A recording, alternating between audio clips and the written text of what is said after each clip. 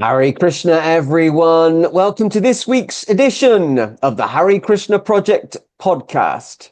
This is episode number 190.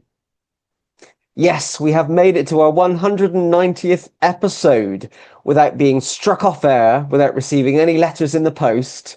We're still broadcasting after almost 5 years, and 190 means we are just 10 episodes away from our historic 200th episode.